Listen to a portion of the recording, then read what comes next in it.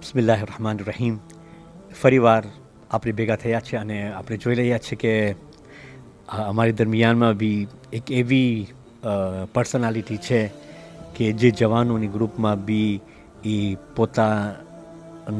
પોતાની કોમને જે ખાસ એન્કરેજ કરતા આવે છે ને કોમ સાથે એ જોડાયેલા છે અને આપણે જોતા હોઈએ છીએ કે બચપનથી એ કોમની એટલી ખિદમતો કર્યા છે.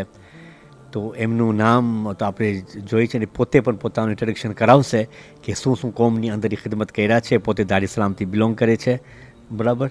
તો ઇન્શાલ્લાહ એમનું નામ છે અલી હસન અને એ વધારે પડતું પોતાનું તારુફ આપે છે અને હું ખાસ એમને સવાલ કરીશ પોતાના ઇન્ટ્રોડક્શન પછી કે આજે એમની આપણી જે મિટિંગ થઈ રહી છે ને પોતે પણ એલેક્ટ થયા છે માશાલ્લાહ.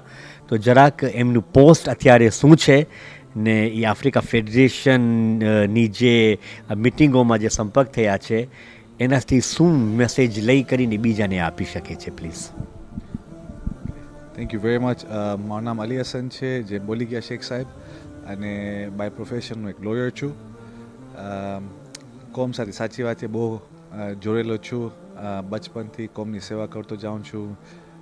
ચાલુ કર્યો તો એક વોલેન્ટિયર તરીકે.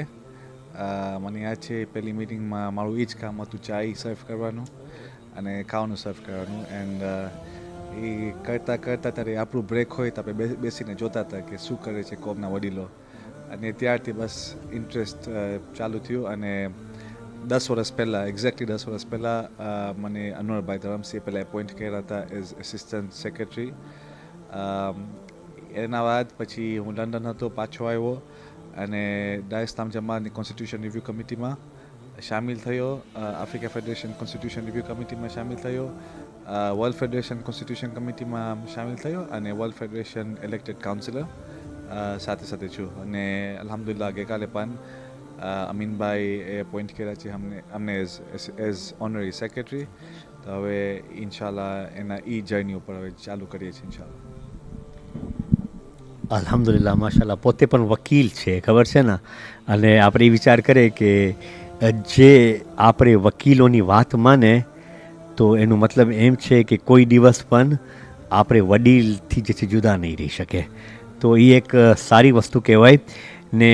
તો ને હમણાં એ પાછળથી માશાલ્લાહ તાલા આવી પોસ્ટમાં એ આવી ગયા છે ને ઇન્શાલ્લાહ એ પોતે આપણી કોમની ખિદમત કરશે. અને ભાઈ મને એ વિચાર કરવો હતો કે તમે આટલું બધું તમે કર્યા તો તમે કેને જોઈ કરીને તમે ઇન્સ્પાયર થયા તમારી લાઈફની અંદર? તમે કેવું લાગ્યું કહે છે ને કે જે આપણે જોઈએ છીએ આપણે એ જ બને છે, જે આપણે વિચાર કરીએ છીએ એ જ આપણે બને છે, કારણ કે માઇન્ડ સેટ હોય છે. તો તમારી જિંદગીમાં કોણ છે કે જે તમે ઇન્સ્પાયર કર્યો, પ્લીઝ? અલ્હમ્દુલિલ્લાહ કાફી ઘણા છે.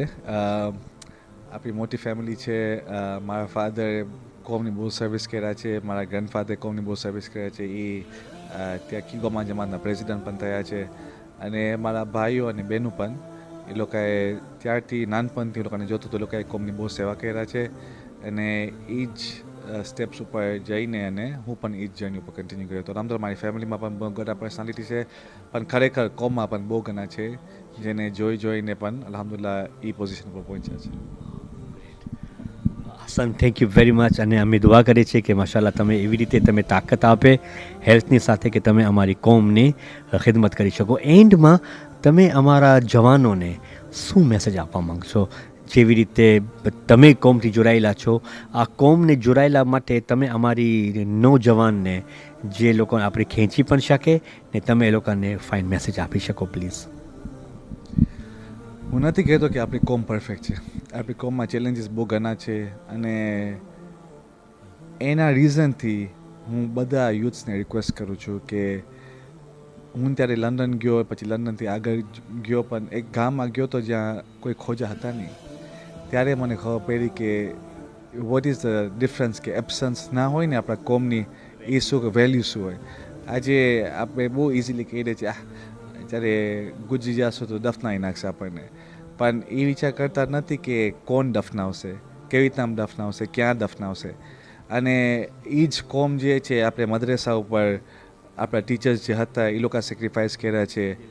આ કોમ જ આપણે સ્કૂલની તૈયારી કરીને રહે છે. આપણે મોહરમ ને રમદાન ને જે પણ આપણે જે આહલુલ બેઇતનું જે લવ છે એ કોમ આપણે ફેસિલિટેટ કરી નાખ્યા છે. તો મારું એ રિક્વેસ્ટ છે યુથ્સને કે યસ ચેલેન્જીસ છે, પણ બહારથી બેસી અને બોલવાનું કે આ બરાબર નથી ને ઓલું બરાબર નથી, આપણે સાથે કામ કરીને આપણે આ ચેન્જ લઈ આવે. આ કોમ છે યુથ માટે. જે બુઝુર્ગો હમણાં છે એ લોકો ખુદ એ લોકોને લાંબી જિંદગી આપે પણ ચાલ્યા જશે, પણ એ કોમ યુથને ચલાવવાનું છે ને એ આપણું જે નેક્સ્ટ જનરેશન છે એ બહુ ઇમ્પોર્ટન્ટ છે. તો મારો એ રિક્વેસ્ટ છે કે કાલ સવારે આપણે એકતાથી, અને આયતુલ્લા સિસ્તાનીએ બોલ્યા છે કે તમારી જે ખોજા છે તમે સાથે મળો, because this is one of the most organised communities in the Shia religion. So મારું એ રિક્વેસ્ટ છે બધા યુથને કે યસ તમે કમ્યુનિટી સાથે એટેચ રહ્યો, ને કાંઈ પણ તમે જરૂર પડે ને તો બોલો. અંદરથી રાખી અને બસ અફસોસ કરવાથી કાંઈ નહીં થાય. બોલે, કન્સ્ટ્રક્ટિવલીથી બોલે ને ઇન્શાલ્લાહ સાંભળવાવાળા સાંભળશે. એકને 2, 3, 4 જણા સાંભળી અને એ બધું અહીંયા કોન્ફરન્સમાં લઈ આવશે. પછી એક ડિસિશન થશે જે આપણા યુથને પણ ઇમ્પેક્ટ થશે. ને અલ્હમ્દુલિલ્લાહ આ વર્ષે હું બહુ ખુશ થયો કે આઈ થિંક 30% કે 40% participants are under 35 years. So that is a very very good number. ને મને લાગે છે કે યુથ્સનું ઇન્ટરેસ્ટ પણ વધે છે ને વધતું જાય ઇન્શાલ્લાહ. આમીન. આ ઈદે ગદીર ઉપર હું એ જ રિક્વેસ્ટ કરું છું કે એ જે વિલાયતનું મેસેજ છે આપણે કન્ટિન્યુ કરીએ ઇન્શાલ્લાહ. આસાન. શુક્રિયા લસનભાઈ, બહુ ફાઇન તમે આ મેસેજ આપ્યા. હું ફક્ત એટલું જ એન્ડ કરીશ એમના વિચાર પ્રમાણે કે અગર આપણે કોમ્યુનિકેશન્સ રાખશું એકબીજા સાથે તો આપણે કનેક્ટ થઈ શકશું. અને આની દુઆ કરીએ છીએ કે ઇન્શાલ્લાહ આપણા નૌજવાનોને સલામત રાખે અને તેઓ એ લોકોને એટલી તાકાત આપે કે લોકો અમારી કોમની સર્વ કરી શકે અને બીજાની લાઈફની અંદર વેલ્યુને એડ કરી શકે ઇન્શાલ્લાહ તાલા. થેન્ક યુ વેરી મચ લસનભાઈ, જઝાકલ્લાહ, થેન્ક્સ.